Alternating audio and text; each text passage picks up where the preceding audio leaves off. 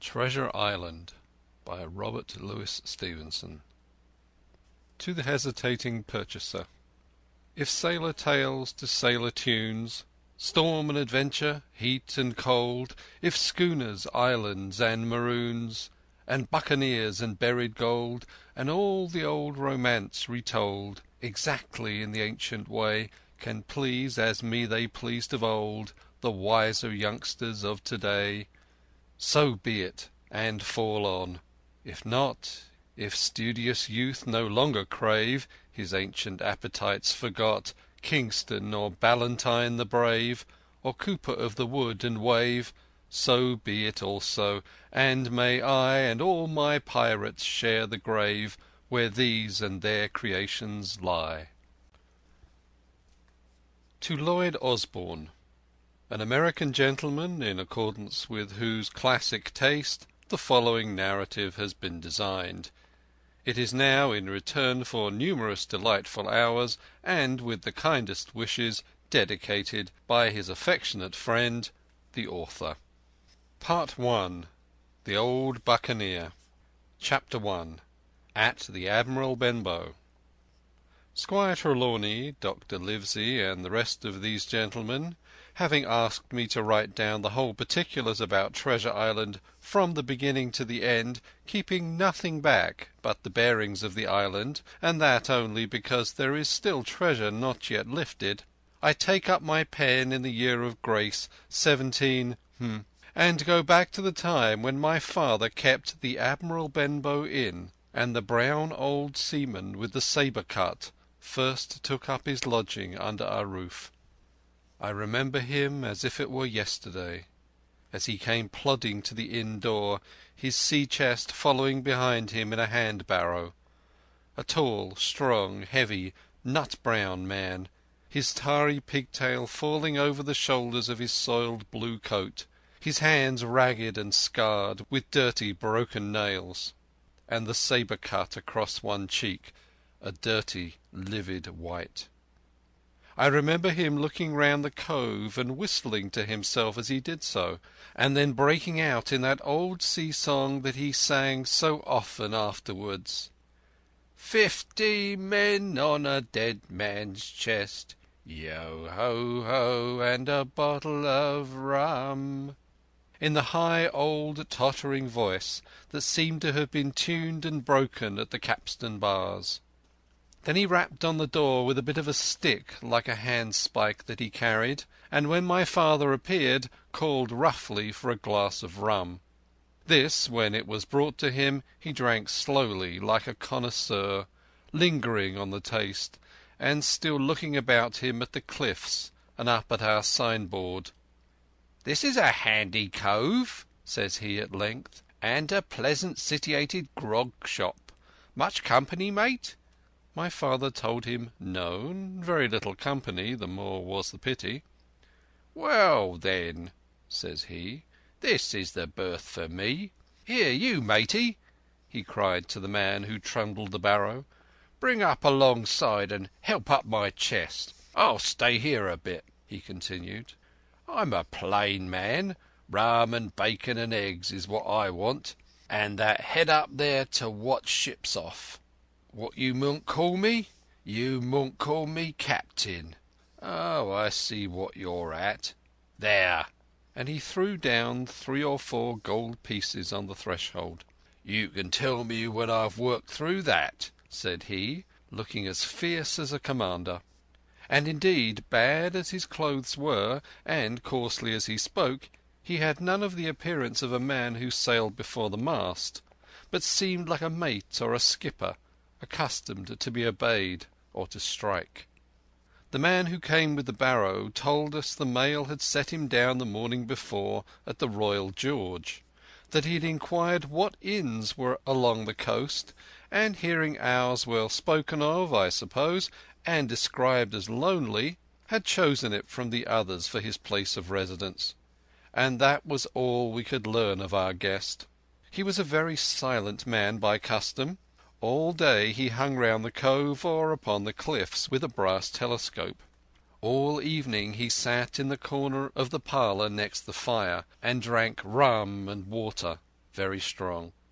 Mostly he would not speak when spoken to, only look up sudden and fierce, and blow through his nose like a foghorn, and we and the people who came about our house soon learned to let him be. Every day when he came back from his stroll he would ask if any seafaring men had gone by along the road. At first we thought it was the want of company of his own kind that made him ask this question, but at last we began to see he was desirous to avoid them. When a seaman put up the Admiral Benbow, and now and then some did, making by the coast road for Bristol, he would look in at him through the curtained door before he entered the parlour, and he was always sure to be as silent as a mouse when any such was present. For me, at least, there was no secret about the matter, for I was, in a way, a sharer in his alarms. He had taken me aside one day and promised me a silver fourpenny on the first of every month if I would only keep my weather eye open for a seafaring man with one leg, and let him know the moment he appeared. Often enough, when the first of the month came round, and I applied to him for my wage, he would only blow through his nose at me and stare me down, but before the week was out he was sure to think better of it, bring me my fourpenny piece, and repeat his orders to look out for the seafaring man with one leg. How that personage haunted my dreams I need scarcely tell you. On stormy nights, when the wind shook the four corners of the house and the surf roared along the cove and up the cliffs, I would see him in 1,000 forms and with 1,000 diabolical expressions. Now the leg would be cut off at the knee, now at the hip. Now he was a monstrous kind of a creature who never had but one leg, and that in the middle of his body. To see him leap and run and pursue me over the hedge and ditch was the worst of nightmares, and altogether I paid pretty dear for my monthly fourpenny piece in the shape of these abominable fantasies. But though I was so terrified by the idea of the seafaring man with one leg, I was far less afraid of the captain himself than anybody else who knew him.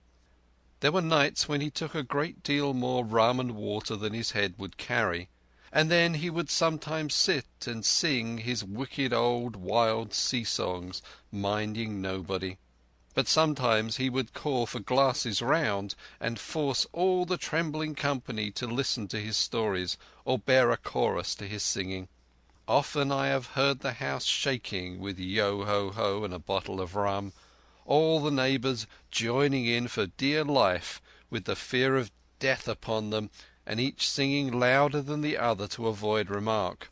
For in these fits he was the most overriding companion ever known. He would slap his hand on the table for silence all around. He would fly up in a passion of anger at a question, or sometimes because none was put, and so he judged the company was not following his story. Nor would he allow any one to leave the inn till he had drunk himself sleepy and reeled off to bed.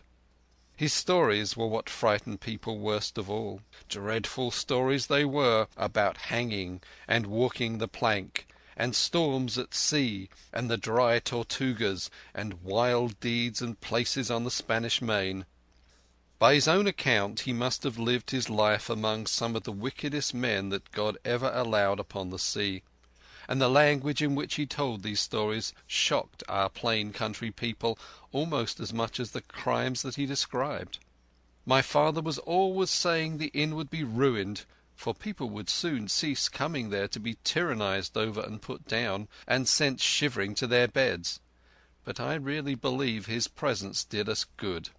People were frightened at the time, but on looking back they rather liked it. It was a fine excitement in a quiet country life, and there was even a party of the younger men who pretended to admire him, calling him a true sea-dog and a real old salt, and such like names, and saying there was the sort of man that made England terrible at sea. In one way, indeed, he bade fair to ruin us, for he kept on staying week after week, and at last month after month, so that all the money had been long exhausted, and still my father never plucked up the heart to insist on having more. If ever he mentioned it, the captain blew through his nose so loudly that you might say that he roared, and stared my poor father out of the room. I have seen him wringing his hands after such a rebuff, and I am sure the annoyance and the terror he lived in must have greatly hastened his early and unhappy death. All the time he lived with us the captain made no change whatever in his dress but to buy some stockings from a hawker. One of the cocks of his hat having fallen down, he let it hang from that day forth, though it was a great annoyance when it blew. I remember the appearance of his coat, which he patched himself upstairs in his room, and which, before the end, was nothing but patches. He never wrote or received a letter, and he never spoke with any but the neighbours, and with these, for the most part, only when drunk on rum. The great sea-chest none of us had ever seen open. He was only once crossed, and that was toward the end, when my father was far gone in a decline that took him off. Dr. Livesey came late one afternoon to see the patient, took a bit of dinner from my mother, and went into the parlour to smoke a pipe until his horse should come down from the hamlet, for we had no stabling at the old Benbow. I followed him in, and I remember observing the contrast. The neat, bright doctor, with his powder as white as snow, and his bright black eyes and pleasant manners, made with the coltish country folk, and above all that filthy, heavy, bleared scarecrow of a pirate of ours, sitting far gone in rum, with his arms on the table. Suddenly he, the captain that is, began to pipe his eternal song. 15 men on a dead man's chest, yo-ho-ho, and a bottle of rum. Drink and the devil have done for the rest, yo-ho-ho, and a bottle of rum. At first I had supposed the dead man's chest to be that identical big box of his upstairs in the front room, and the thought had been mingled in my nightmares with that of the one-legged seafaring man. But by this time we had all long ceased to pay any particular notice to the song.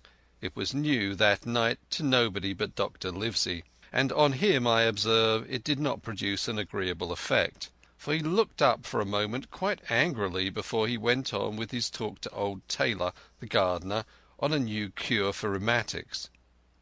In the meantime the captain gradually brightened up at his own music, and at last flapped his hand upon the table before him in a way we all knew to mean silence. The voices stopped at once, all but Dr. Livesey's. He went on as before, speaking clear and kind, and drawing briskly at his pipe between every word or two.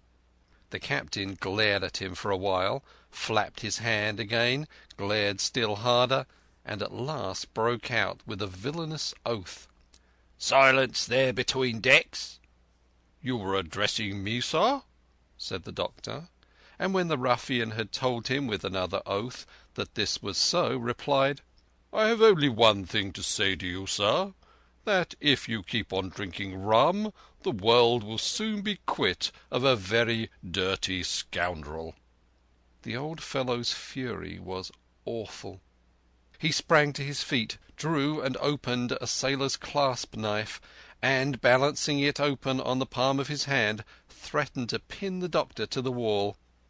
The doctor never so much as moved. He spoke to him as before over his shoulder, and in the same tone of voice, rather high, so that all the room might hear, but perfectly calm and steady. "If you do not put that knife this instant into your pocket, I promise, upon my honour, you shall hang at the next assizes." Then followed a battle of looks between them, but the captain soon knuckled under, put up his weapon, and resumed his seat, grumbling like a beaten dog.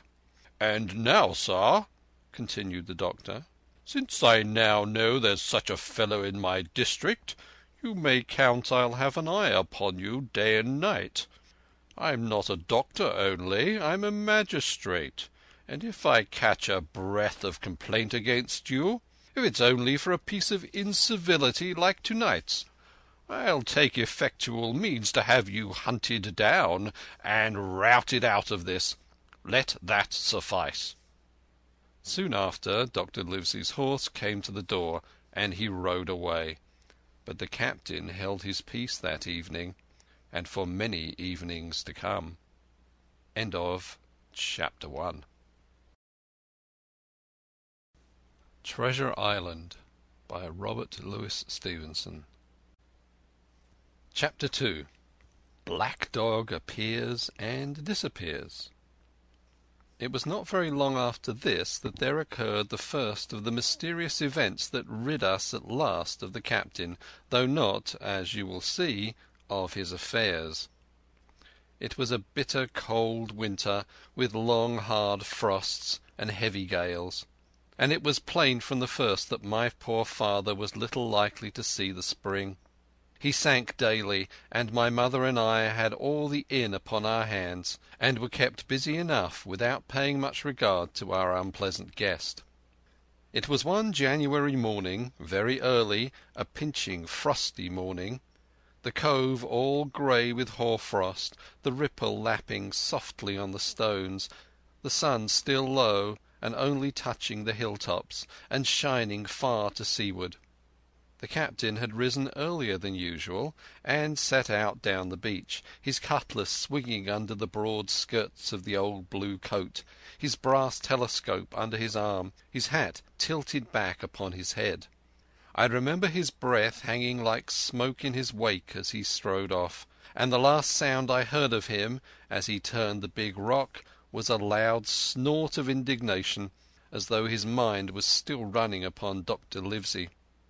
Well, mother was upstairs with father, and I was laying the breakfast table against the captain's return, when the parlour door opened, and a man stepped in on whom I had never set my eyes before.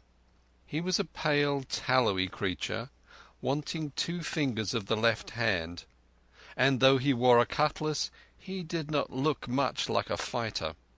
I had always my eyes open for seafaring men, with 1 leg or 2, and I remember this one puzzled me. He was not sailory, and yet he had a smack of the sea about him too. I asked him what was for his service, and he said he would take rum. But as I was going out of the room to fetch it, he sat down upon a table and motioned to me to draw near. I paused where I was with my napkin in my hand.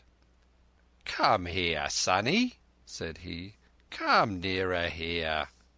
I took a step nearer. "Is this here table for my mate Bill?" he asked with a kind of leer. I told him I did not know his mate Bill, and this was for a person who stayed at our house, whom we called the captain. "Well," said he, "my mate Bill would be called the captain, like as not. He has a cut on 1 cheek, and a mighty pleasant way with him, particularly in drink, has my mate Bill. We'll put it, for argument like, that your captain has a cut on 1 cheek, and we'll put it, if you like, that cheek's the right one. Ah, well, I told you. Now, is my mate Bill in this here house?" I told him he was out walking. "Which way, sonny? Which way is he gone?"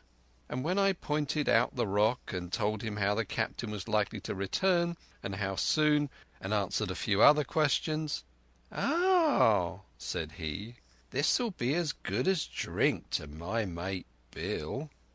The expression of his face as he said these words was not at all pleasant, and I had my own reasons for thinking that the stranger was mistaken, even supposing he meant what he said.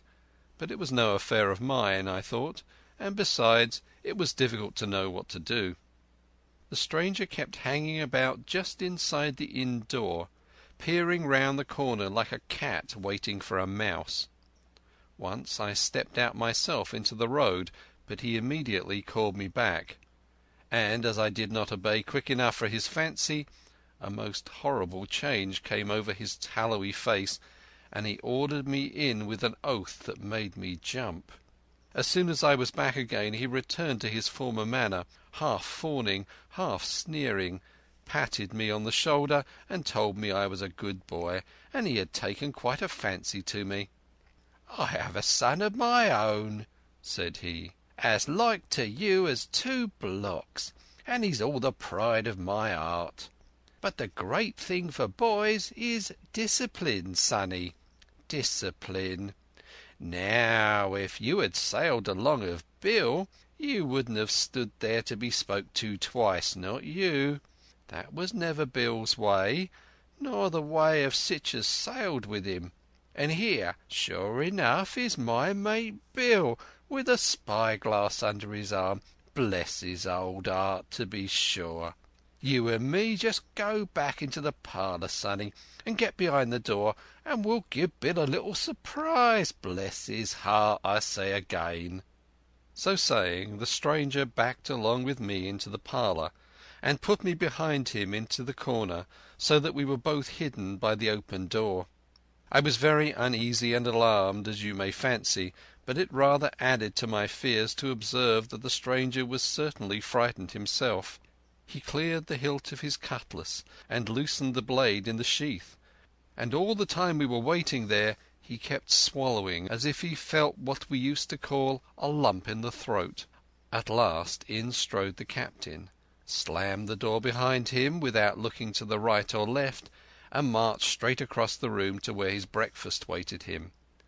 "Bill," said the stranger, in a voice that I thought he had tried to make bold and big. The captain spun round on his heel and fronted us. All the brown had gone out of his face, and even his nose was blue, and he had the look of a man who sees a ghost, or the evil one, or something worse, if anything can be. And upon my word I felt sorry to see him all in a moment turned so old and sick. "Come, Bill, you know me. You know an old shipmate, Bill, surely," said the stranger. The captain made a sort of gasp. "Black Dog," said he. "And who else?" returned the other, getting more at his ease. "Black Dog as ever was, come for to see his old shipmate Billy at the Admiral Benbow Inn. Oh, Bill, Bill, we have seen a sight of times, us two, since I lost them 2 talons," holding up his mutilated hand. "Now look here," said the captain. "You've run me down. Here I am. Well then, speak up. What is it?" "That's you, Bill," returned Black Dog. "You're in the right of it, Billy. I'll have a glass of rum from this dear child here, as I've took such a liking to, and we'll sit down, if you please, and talk square, like old shipmates." When I returned with the rum they were already seated on either side of the captain's breakfast table. Black Dog next to the door, and sitting sideways so as to have one eye on his shipmate and one, as I thought, on his retreat. He bade me go and leave the door wide open. "None of your keyholes for me, sonny," he said, and I left them together and retired into the bar. For a long time, though, I certainly did my best to listen. I could hear nothing but low gabbling, and at last the voices began to grow higher, and I could pick up a word or two, mostly oaths, from the captain. "No, no, no, no, and an end of it," he cried once, and again, "If it comes to swinging, swing all, say I." Then all of a sudden there was a tremendous explosion of oaths and other noises. The chair and table went over in a lump. A clash of steel followed, and then a cry of pain, and the next instant I saw Black Dog in full flight, and the captain hotly pursuing, both with drawn cutlasses, and the former streaming blood from the left shoulder. Just at the door the captain aimed at the fugitive one last tremendous cut, which would certainly have split him to the chin had it not been intercepted by our big signboard of Admiral Benbow. You may see the notch on the lower side of the frame to this day. That blow was the last of the battle. Once out upon the road, Black Dog, in spite of his wound, showed a wonderful clean pair of heels, and disappeared over the edge of the hill in half a minute. The captain, for his part, stood staring at the signboard like a bewildered man. Then he passed his hand over his eyes several times, and at last turned back into the house. "Jim," says he, "rum!" And as he spoke he reeled a little and caught himself with one hand against the wall. "Are you hurt?" cried I. "Rum!" he repeated. "I must get away from here. Rum! Rum!" I ran to fetch it, but I was quite unsteadied by all that had fallen out, and I broke one glass and fouled the tap, and while I was still getting in my own way I heard a loud fall in the parlour, and running in beheld the captain lying full length upon the floor. At the same instant my mother, alarmed by the cries and fighting, came running downstairs to help me. Between us we raised his head. He was breathing very loud and hard, but his eyes were closed, and his face was a horrible colour. "Dear, dearie me!" cried my mother. "What a disgrace upon the house! And your poor father sick!" In the meantime we had no idea what to do to help the captain, nor any other thought but that he had got his death hurt in the scuffle with the stranger. I got the rum, to be sure, and tried to put it down his throat, but his teeth were tightly shut, and his jaws as strong as iron.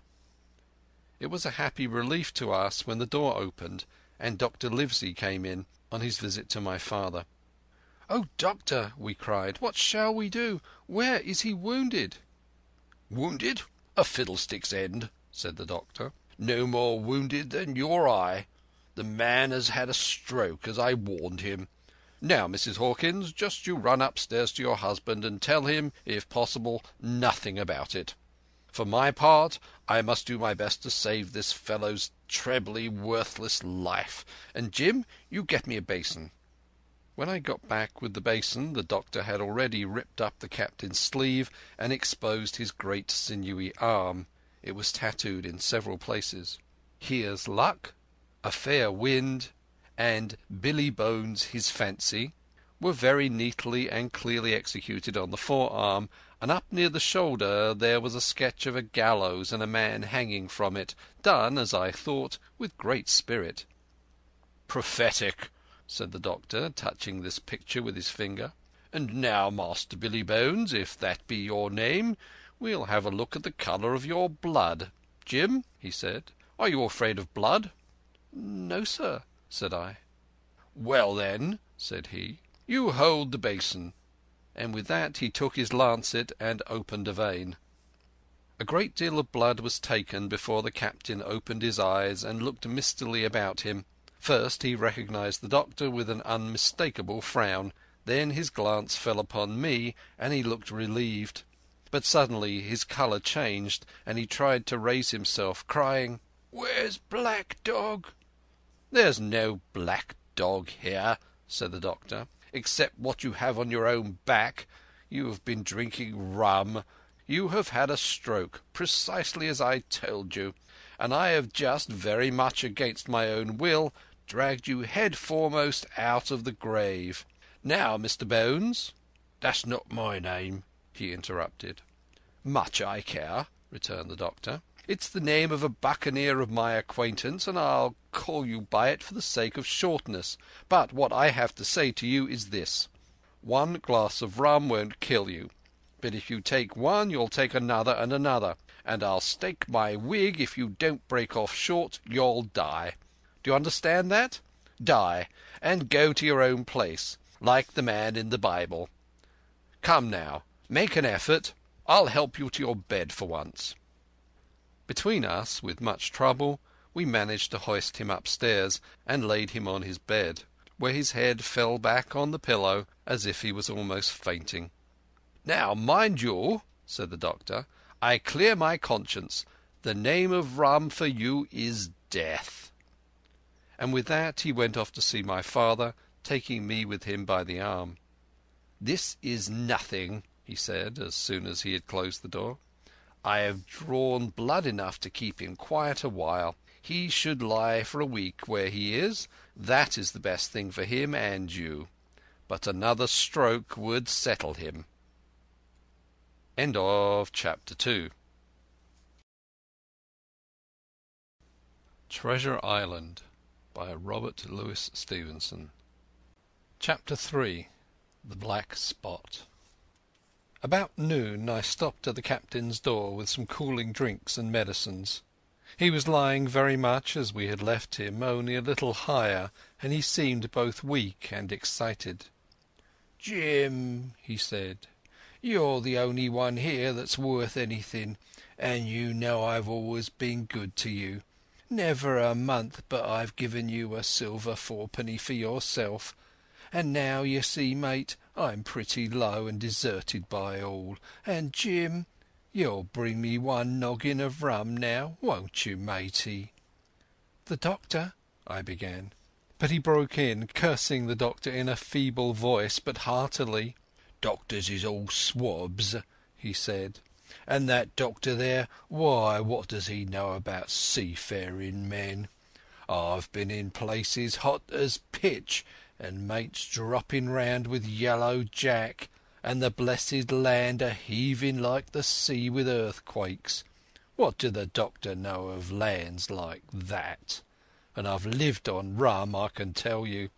It's been meat and drink and man and wife to me, and if I'm not to have my rum now, I'm a poor old hulk on a lee shore.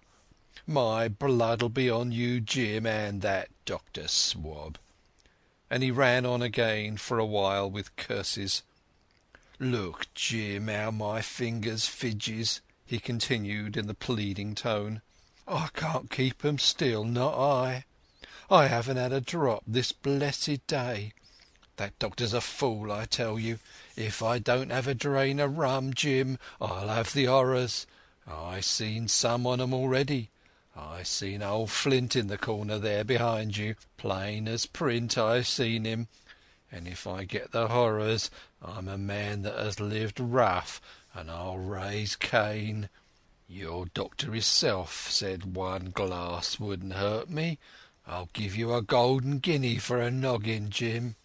He was growing more and more excited, and this alarmed me, for my father, who was very low that day, needed quiet. Besides, I was reassured by the doctor's words, now quoted to me, and rather offended by the offer of a bribe. "I want none of your money," said I, "but what you owe my father. I'll get you one glass and no more." When I brought it to him he seized it greedily and drank it out. "Ay, ay," said he, "that's some better sure enough. And now, matey, did that doctor say how long I was to lie here in this old berth?" "A week at least," said I. "Thunder!" he cried. "A week! I can't do that. They'd have the black spot on me by then. The lubbers is going to get the wind of me this blessed moment. Lubbers as couldn't keep what they got and want to nail what is another's. Is that seemingly behaviour now, I want to know? But I'm a saving soul. I never wasted good money of mine, nor lost it neither, and I'll trick 'em again. I'm not afraid on them. I'll shake out another reef, matey, and dandle 'em again."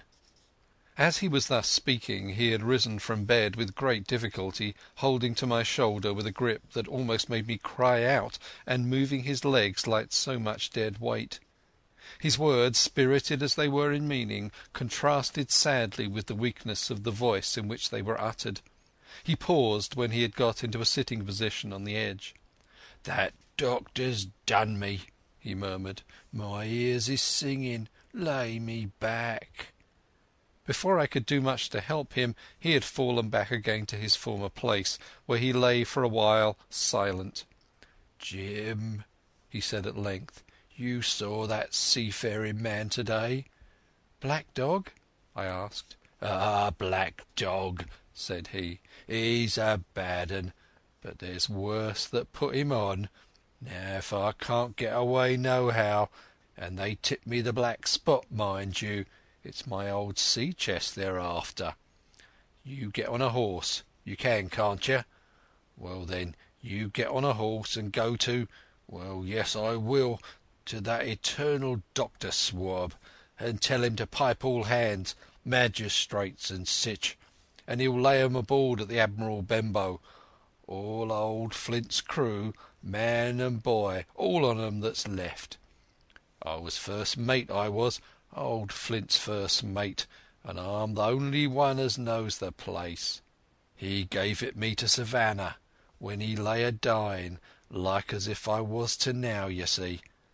But you won't peach unless they got the black spot on me, or unless you see that black dog again, or a seafaring man with one leg, Jim, him above all." "But what is the black spot, Captain?" I asked. "That's a summons, mate. I'll tell you if they get that. But you'll keep your weather eye open, Jim, and I'll share with you equals, upon my honour."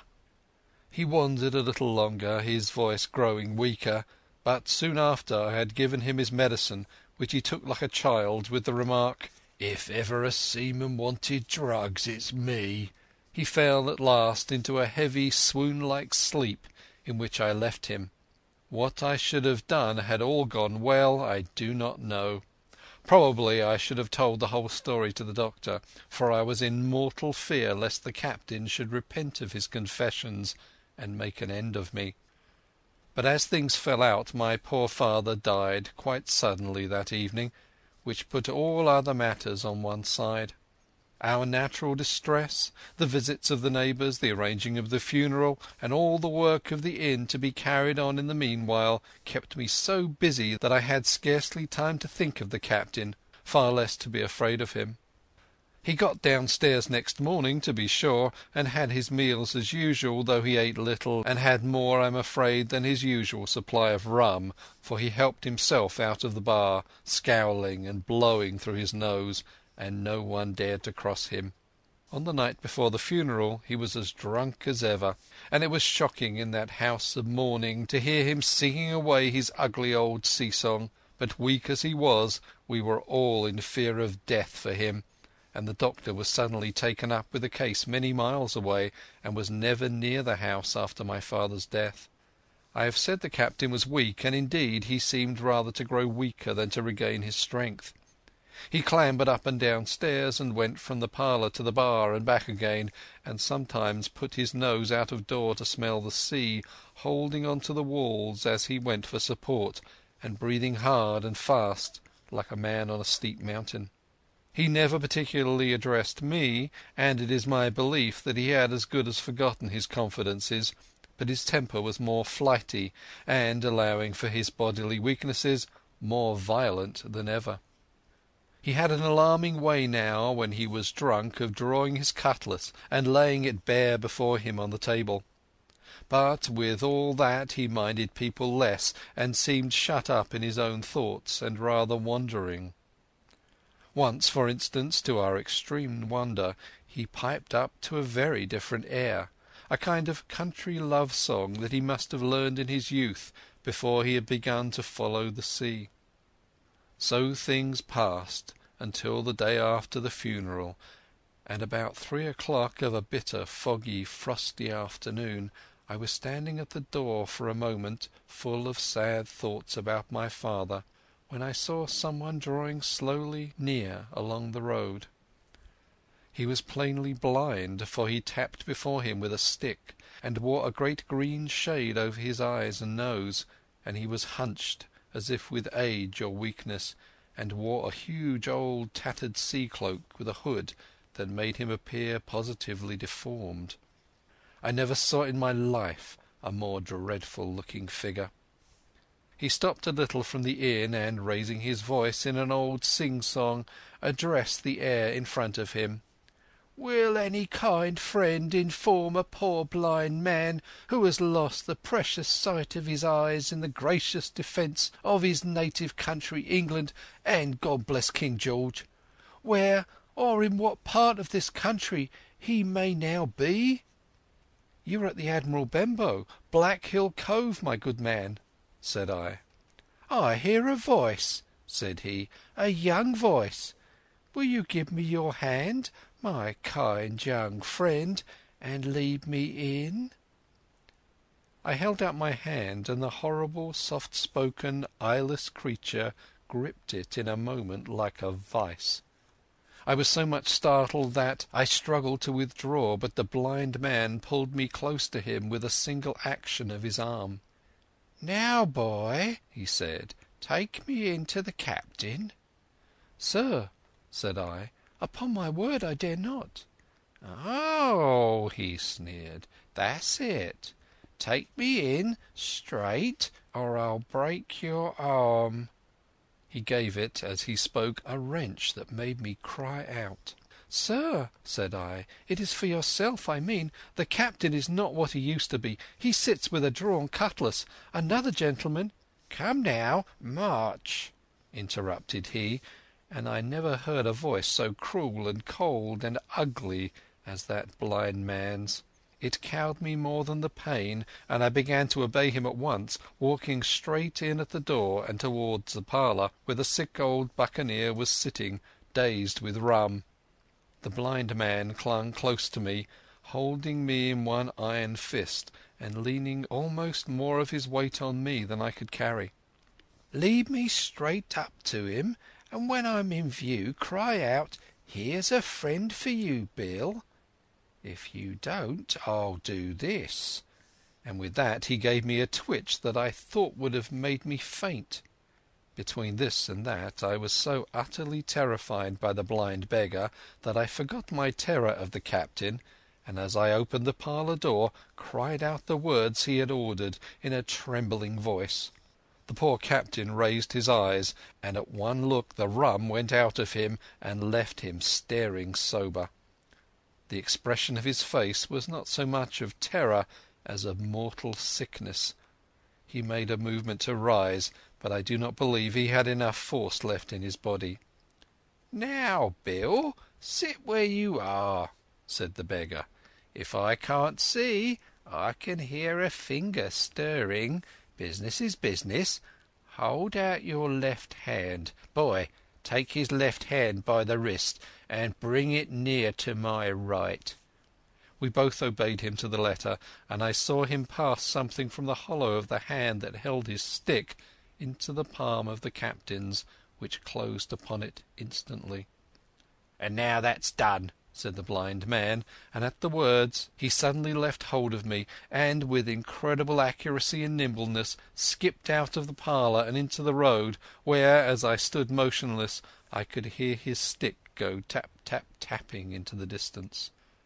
It was some time before either I or the captain seemed to gather our senses, but at length, and about the same moment, I released his wrist, which I was still holding, and he drew in his hand and looked sharply into the palm.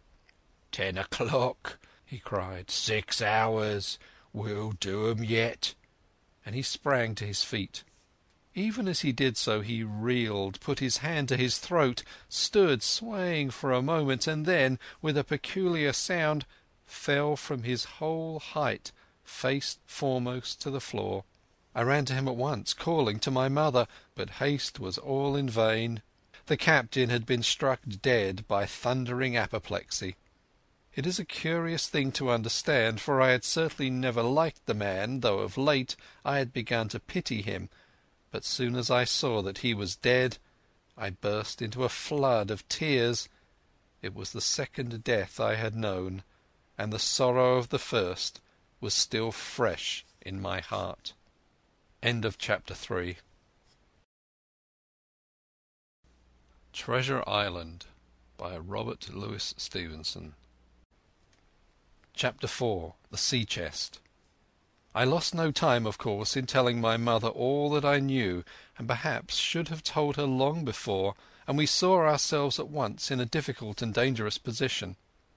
Some of the man's money, if he had any, was certainly due to us, but it was not likely that our captain's shipmates, above all the 2 specimens seen by me, Black Dog and the blind beggar, would be inclined to give up their booty in payment of the dead man's debts. The captain's order to mount at once and ride for Dr. Livesey would have left my mother alone and unprotected, which was not to be thought of. Indeed, it seemed impossible for either of us to remain much longer in the house. The fall of coals in the kitchen grate, the very ticking of the clock, filled us with alarm. The neighbourhood, to our ears, seemed haunted by approaching footsteps, and what between the dead body of the captain on the parlour floor and the thought of that detestable blind beggar hovering near at hand and ready to return, there were moments when, as the saying goes, I jumped in my skin for terror. Something must speedily be resolved upon, and it occurred to us at last to go forth together and seek help in the neighbouring hamlet. No sooner said than done. Bareheaded as we were, we ran out at once in the gathering evening and the frosty fog.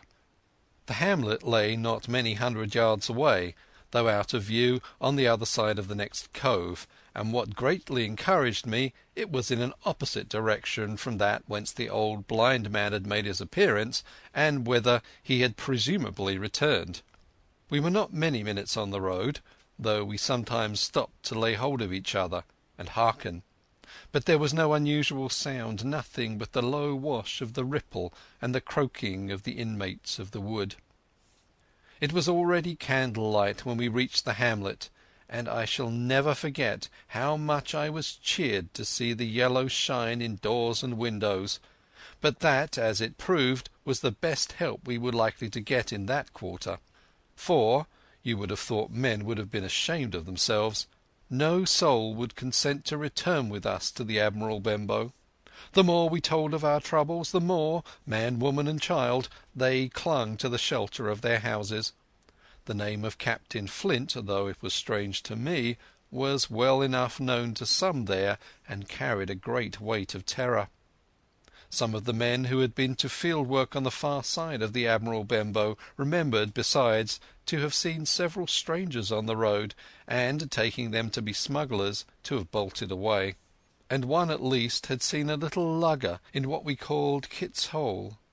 For that matter, anyone who was a comrade of the captain's was enough to frighten them to death. And the short and the long of the matter was that while we could get several who were willing to ride to Dr. Livesey's, which lay in another direction, not one would help us to defend the inn. They say cowardice is infectious, but then argument is, on the other hand, a great emboldener, and so when each had said his say, my mother made them a speech. She would not, she declared, lose money that belonged to her fatherless boy. "If none of the rest of you dare," she said, "Jim and I dare. Back we will go, the way we came, and small thanks to you big, hulking, chicken-hearted men. We'll have that chest open if we die for it, and I'll thank you for that bag, Mrs. Crossley, to bring back our lawful money in." Of course I said I would go with my mother, and of course they all cried out at our foolhardiness, but even then not a man would go along with us. All they would do was to give me a loaded pistol lest we were attacked, and to promise to have horses ready saddled in case we were pursued on our return, while one lad was to ride forward to the doctor's in search of armed assistance. My heart was beating fiercely when we two set forth in the cold night upon this dangerous venture. A full moon was beginning to rise and peered redly through the upper edges of the fog, and this increased our haste, for it was plain, before we came forth again, that all would be bright as day and our departure exposed to the eyes of any watchers. We slipped along the hedges, noiseless and swift, nor did we see anything to increase our terrors till, to our huge relief, the door of the Admiral Benbow had closed behind us. I slipped the bolt at once, and we stood and panted for a moment in the dark, alone in the house with the dead captain's body. Then my mother got a candle in the bar, and, holding each other's hands, we advanced into the parlour. He lay as we had left him, on his back, with his eyes open and one arm stretched out. "Draw down the blind, Jim," whispered my mother. "They might come and watch outside. And now," said she, when I had done so, "we have to get the key off that, and who's to touch it, I should like to know?" And she gave a kind of sob as she said the words. I went down on my knees at once. On the floor, close to his hand, there was a little round of paper, blackened on one side. I could not doubt that this was the black spot, and taking it up I found written on the other side in a very good clear hand this short message: "You have till 10 tonight." "He had till 10, mother," said I, and just as I said it our old clock began striking. This sudden noise startled us shockingly, but the news was good, for it was only 6. "Now, Jim," she said, "that key." I felt in his pockets, one after another. A few small coins, a thimble, and some thread and big needles. A piece of pigtail tobacco, bitten away at the end, his gully with the crooked handle, a pocket compass and a tinder box were all that they contained, and I began to despair. "Perhaps it's round his neck," suggested my mother. Overcoming a strong repugnance, I tore open his shirt at the neck, and there, sure enough, hanging to a bit of tarry string which I cut with his own gully, we found the key. At this triumph we were filled with hope, and hurried downstairs without delay to the little room where he had slept so long, and where his box had stood since the day of his arrival. It was like any other seaman's chest on the outside, the initial B burned on top of it with a hot iron, and the corners somewhat smashed and broken as by long rough usage. "Give me the key," said my mother, and though the lock was very stiff, she had turned it and thrown back the lid in a twinkling. A strong smell of tobacco and tar arose from the interior, but nothing was to be seen on the top except a suit of very good clothes, carefully brushed and folded. They had never been worn, my mother said. Under that the miscellany began. A quadrant, a tin cannikin, several sticks of tobacco, 2 brace of very handsome pistols, a piece of bar silver, an old Spanish watch, and some other trinkets of little value and mostly foreign make, a pair of compasses mounted with brass, and 5 or 6 curious West Indian shells. I've often wondered since why he should have carried about those shells with him in his wandering, guilty and hunted life. In the meantime we found nothing of any value but the silver and the trinkets, and neither of these were in our way. Underneath there was an old boat cloak, whitened with sea salt on many a harbour bar. My mother pulled it up with impatience, and there lay before us the last things in the chest, a bundle tied up in an oilcloth and looking like papers, and a canvas bag that gave forth at a touch the jingle of gold. "I'll show these rogues that I am an honest woman," said my mother. "I'll have my due and not a farthing over. Hold Mrs. Crossly's bag." And she began to count over the amount of the captain's score from the sailor's bag into the one that I was holding.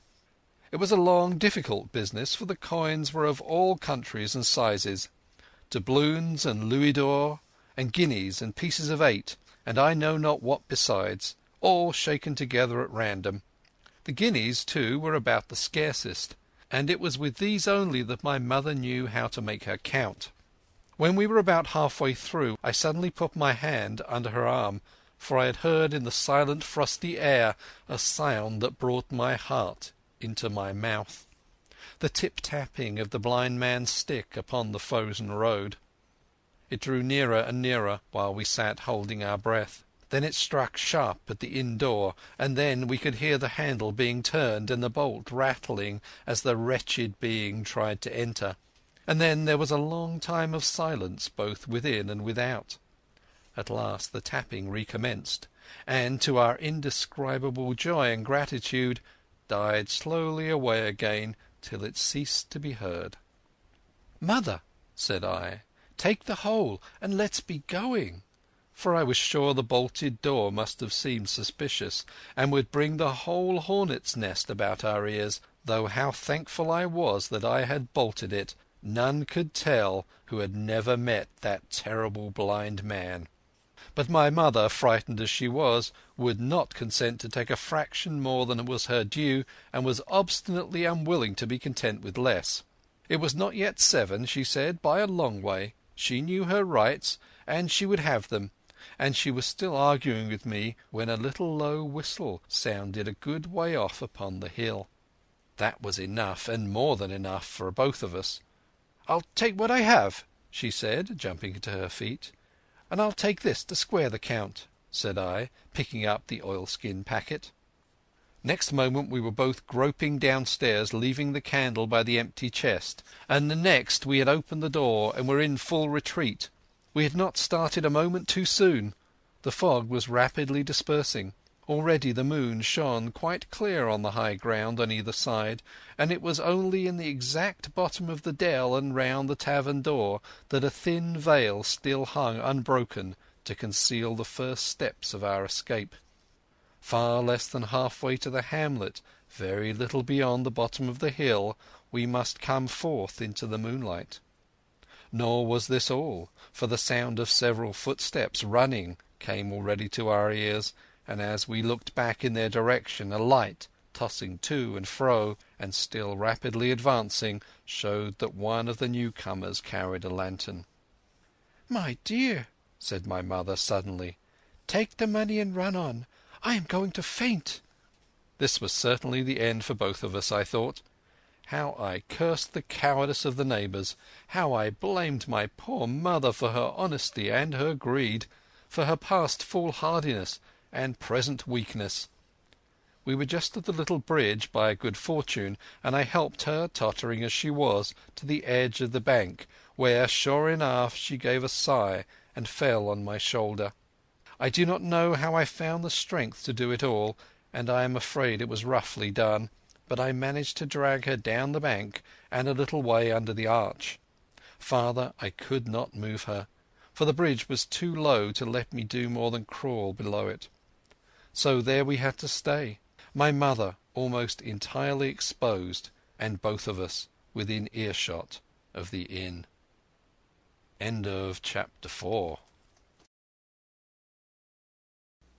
Treasure Island by Robert Louis Stevenson. Chapter 5. The Last of the Blind Man. My curiosity, in a sense, was stronger than my fear, for I could not remain where I was, but crept back to the bank again, whence, sheltering my head behind a bush of broom, I might command the road before our door. I was scarcely in position ere my enemies began to arrive, 7 or 8 of them, running hard, their feet beating out of time along the road, and the man with the lantern some paces in front.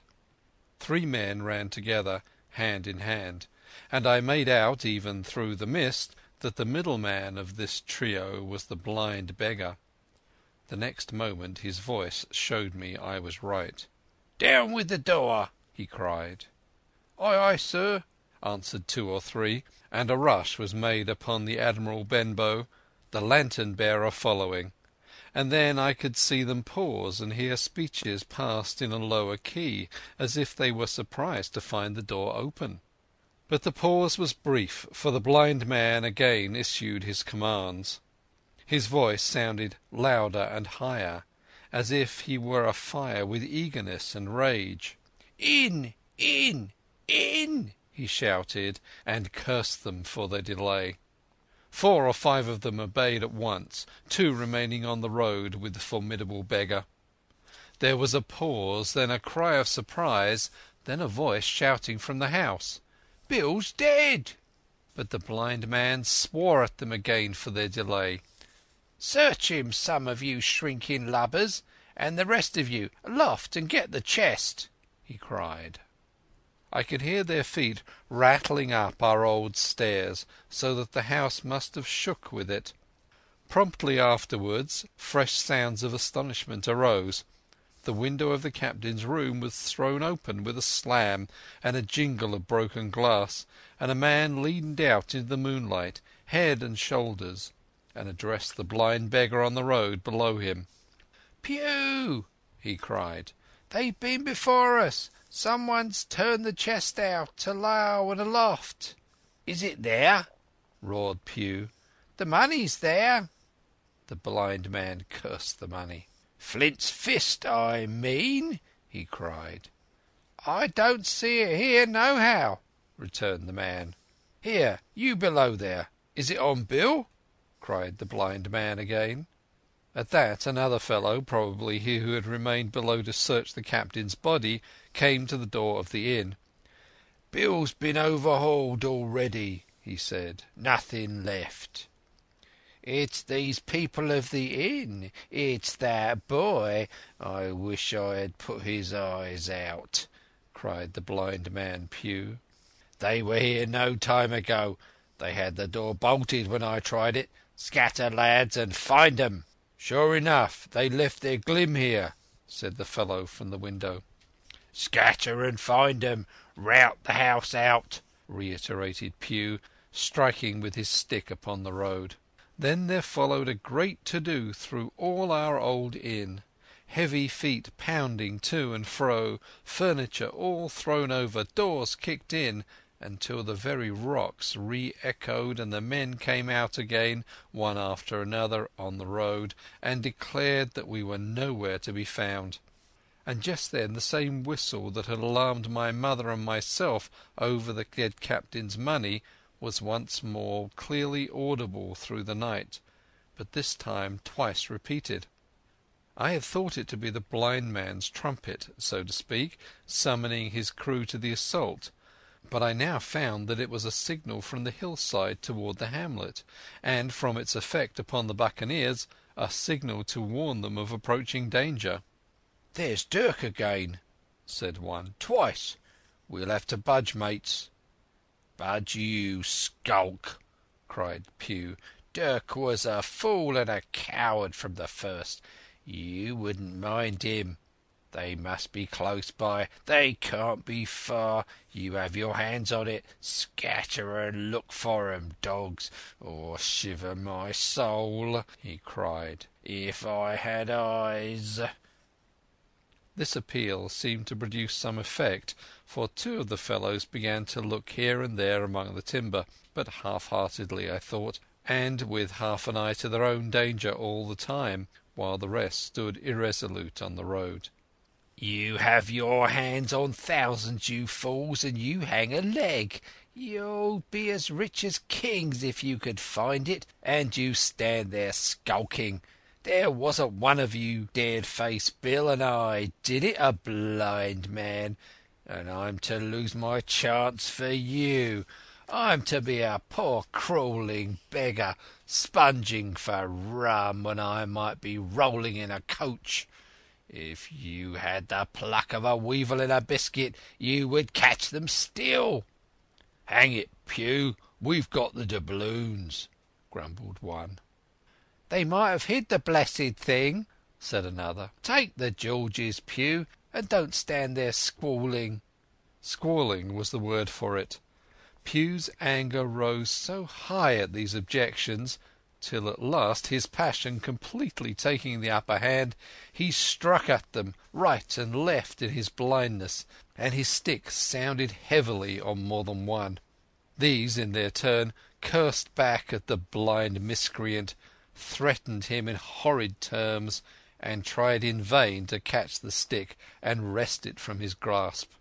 This quarrel was the saving of us, for while it was still raging another sound came from the top of the hill on the side of the hamlet, the tramp of horses galloping.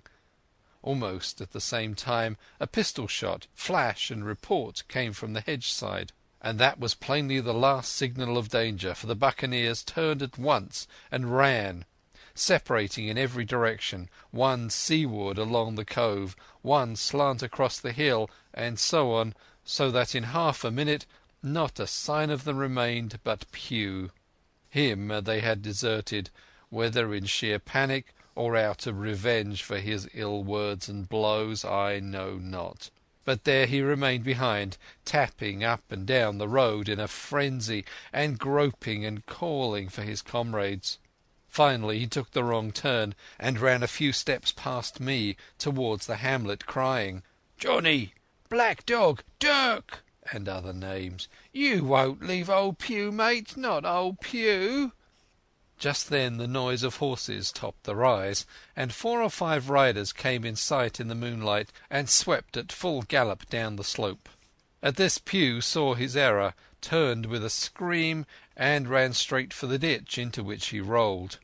But he was on his feet again in a second, and made another dash, now utterly bewildered, right under the nearest of the coming horses. The rider tried to save him, but in vain. Down went Pew with a cry that rang high into the night, and the 4 hoofs trampled and spurned him and passed by. He fell on his side, then gently collapsed upon his face and moved no more.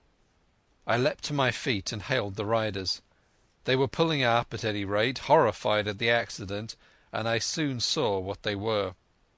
One, trailing out behind the rest, was a lad that had gone from the hamlet to Dr. Livesey's.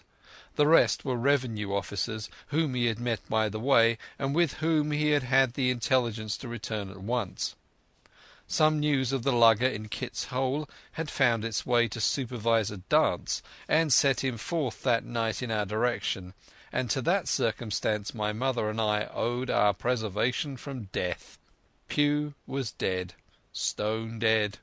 As for my mother, when we carried her up to the hamlet, a little cold water and some salts very soon brought her back again, and she was none the worse for her terror, though she still continued to deplore the balance of the money.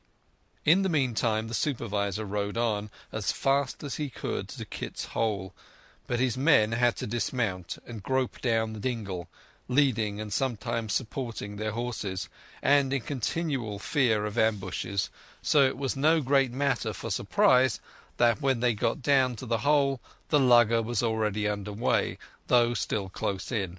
He hailed her. A voice replied, telling him to keep out of the moonlight or he would get some lead in him, and at the same time a bullet whistled close by his arm. Soon after the lugger doubled the point and disappeared. Mr. Dance stood there as he said, "Like a fish out of water," and all he could do was to dispatch a man to B to warn the cutter. "And that," he said, "is just about as good as nothing. They've got clean off, and there's an end. Only," he added, "I'm glad I trod upon Master Pugh's corns." By this time he had heard my story.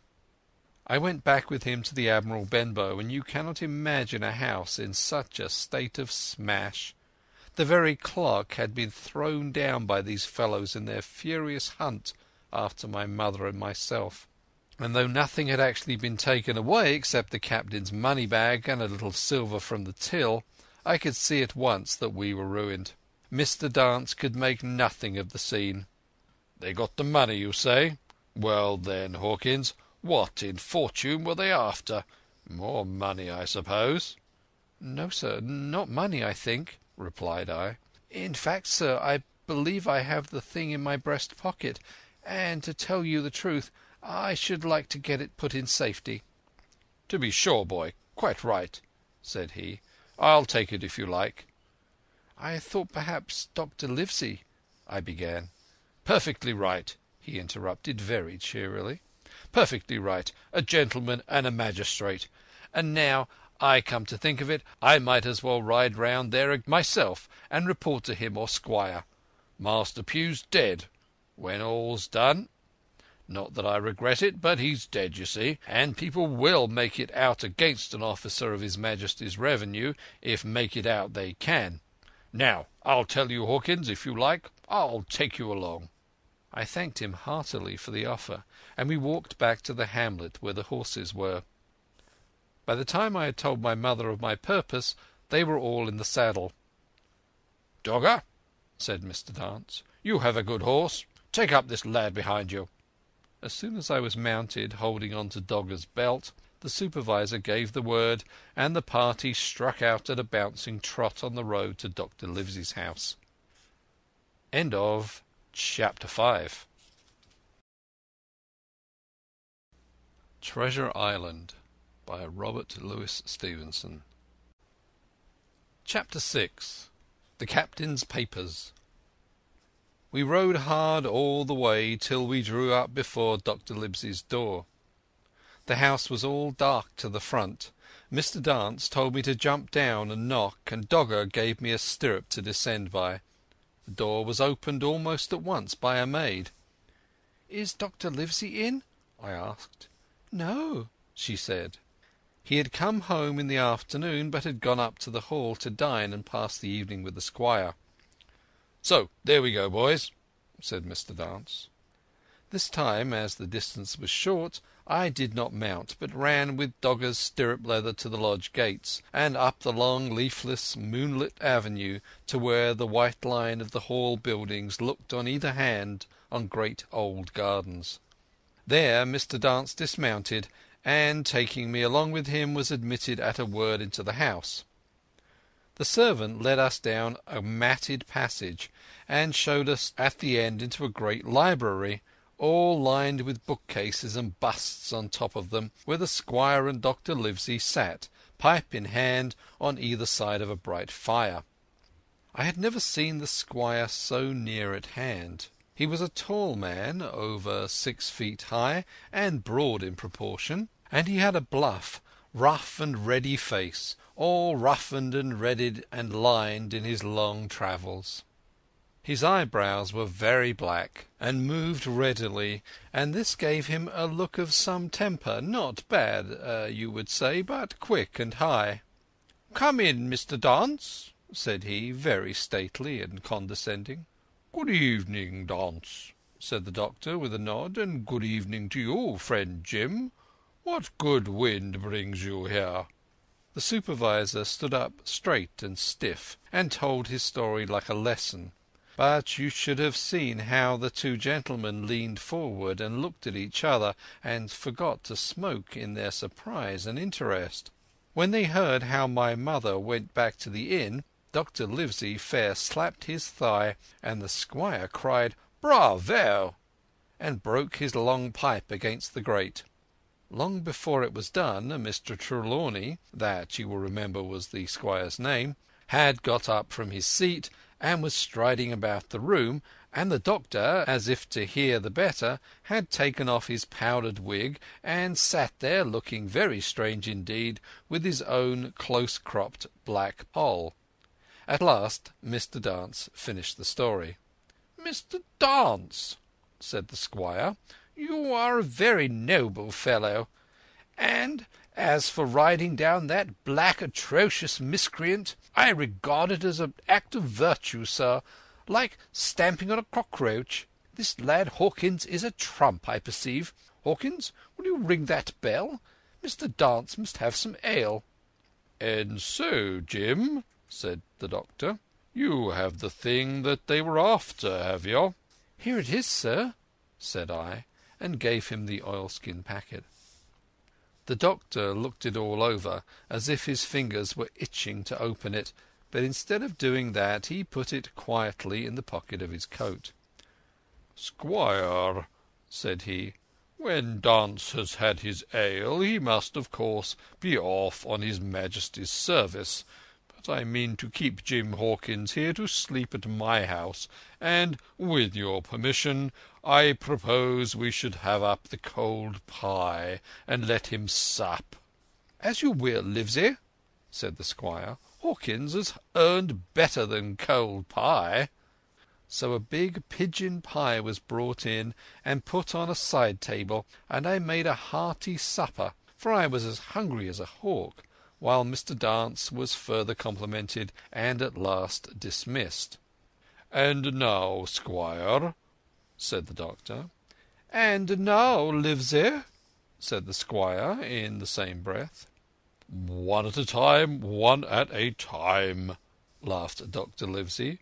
"You have heard of this Flint, I suppose?" "Heard of him?" cried the squire. "Heard of him, you say?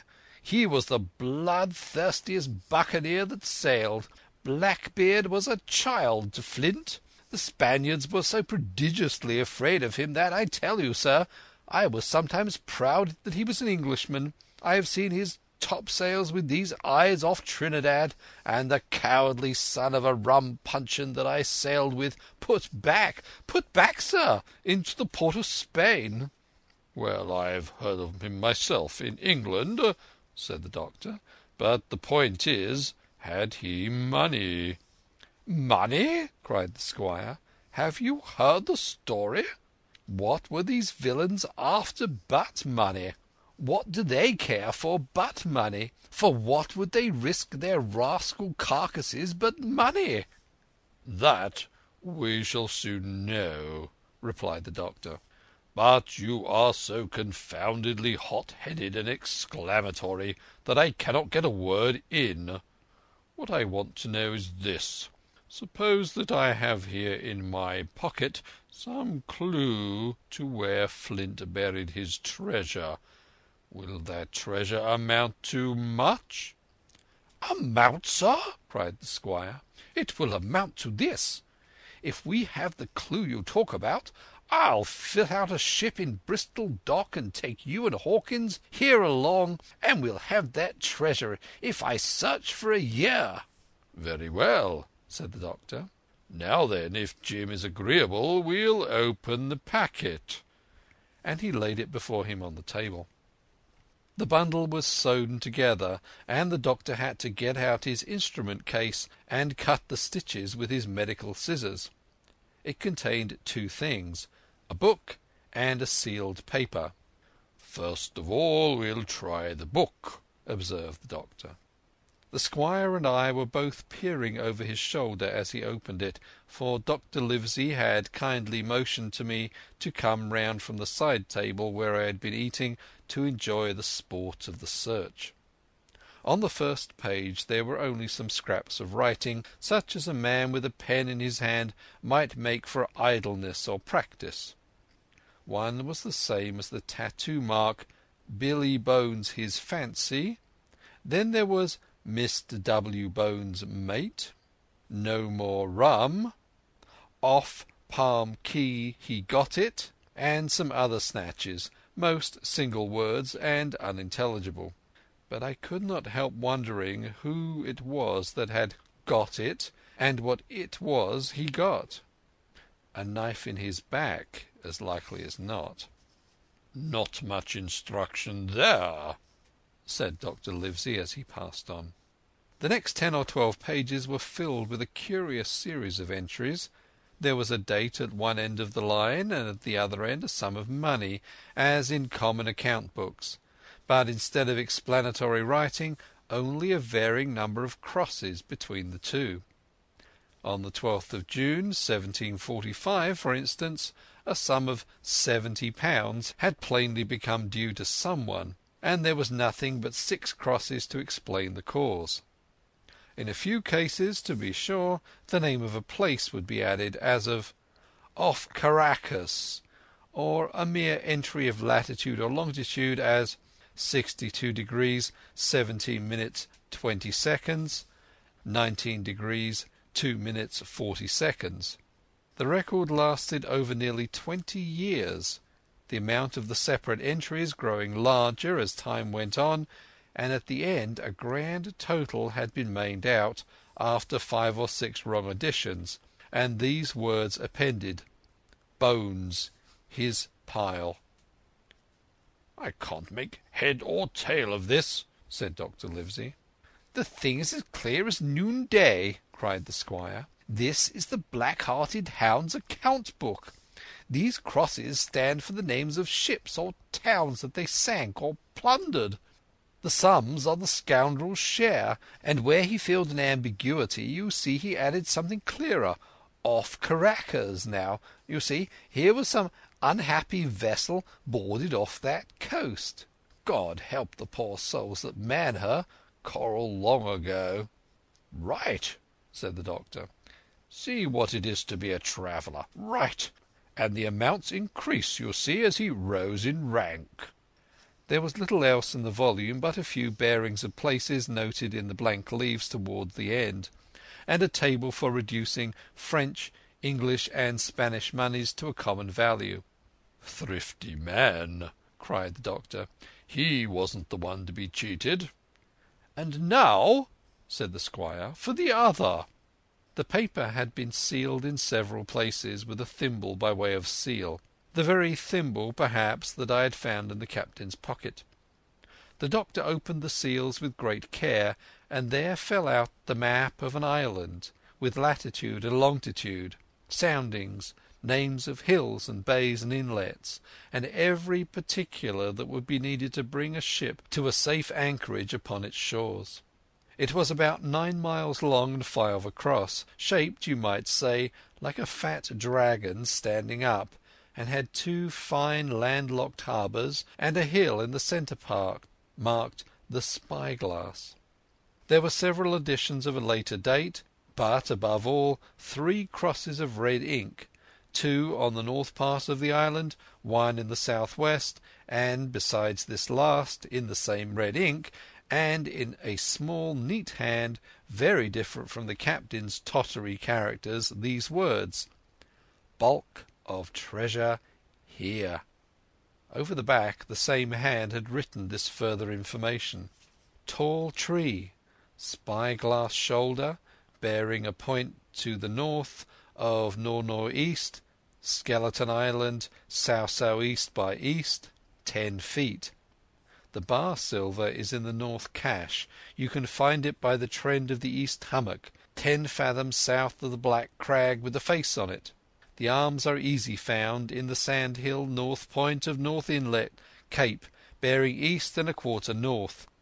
J.F." That was all.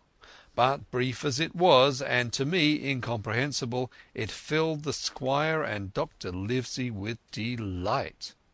"Livesey," said the squire, "you will give up this wretched practice at once. Tomorrow I start for Bristol. In 3 weeks' time, 3 weeks, 2 weeks, 10 days, we'll have the best ship, sir, and the choicest crew in England. Hawkins shall come as cabin boy. You'll make a famous cabin boy, Hawkins. You, Livesey, are ship's doctor. I am admiral. We'll take Redruth, Joyce, and Hunter.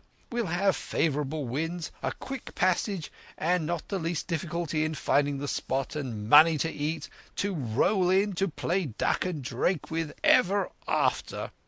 "Trelawney," said the doctor, "I'll go with you, and I'll go bail for it, so with Jim, and be a credit to the undertaking. There's only one man I'm afraid of." "And who's that?" cried the squire. "Name the dog, sir."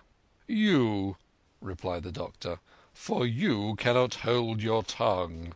We are not the only men who know of this paper. These fellows who attacked the inn tonight, bold, desperate blades to be sure, and the rest who stayed aboard that lugger, and more, I dare say, not far off, are, one and all, through thick and thin, bound that they will get that money.